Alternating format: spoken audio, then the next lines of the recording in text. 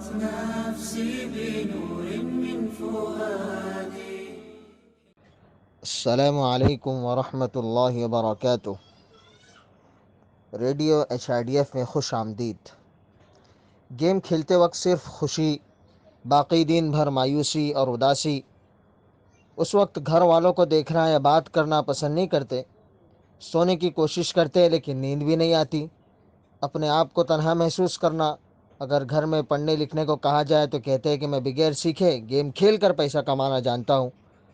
بلا وجہ غصہ کرنا اور کمرے کا دروازہ بند کر کے بیٹھ جانا گیم ڈس آرڈر کی علامات ہیں. کیا ہمارے بچوں میں ایسی علامات نظر آتی ہیں؟ ماہرین کا کہنا ہے کہ اس کا حل یہ ہے کہ انٹرنیٹ کے استعمال اور گیمز کھیلنے کے لیے وقت کی حد مقرر کی جائے. سونے کے کمرے میں فون کے استعمال سے گریز کیا جائے اور ورزش اور دیگر کھیلوں کو ترجیح دی جائے. بہت سے والدین پریشان ہیں کہ بچوں میں اس مسئلے کو کیسے حل کیا جائے. والدین سب سے اہم کام یہ کرے کہ اپنے بچوں کو اپنے سے دور نہ رکھے.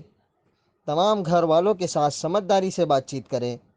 بچوں کو گھر کے کاموں میں شامل کرے. اکٹھے کھائے، اکٹھے کھیلے اور کھل کر بات کرے. بچوں کے ساتھ گزارنے کے لیے وقت نکالے. محبت بھرے مشورے دے. مسائل کا حل تجویز کرے. رہنما بن کر ان کے ساتھ رہے.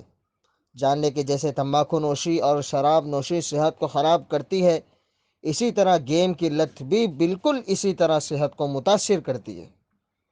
بچوں کو تحمل کے ساتھ سکھانے کی ضرورت ہے کہ زندگی بذات خود ایک خوبصورت چیز ہے اور کھیل کو اہمیت دینے سے زندگی کی خوبصورتی ختم ہو جاتی ہے. یہ نہیں بھولنا چاہیے کہ والدین بچوں کے ہاتھ میں موبائل تھما کر ایک بڑھتی ہوئی نسل کو تباہ کر رہے ہیں.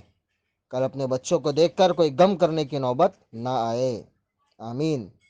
اے ایمان والو، تم اپنے آپ کو اور اپنے گھر والوں کو اس آگ سے بچاؤ جس کا ایندھن انسان اور پتھر ہے، جس پر سخت دل مضبوط فرشتے مقرر ہیں، جنہیں جو حکم اللہ تعالیٰ دیتا ہے اس کی نافرمانی نہیں کرتے بلکہ جو حکم دیا جائے بجا لاتے ہیں. نفسي بنور من فؤادي.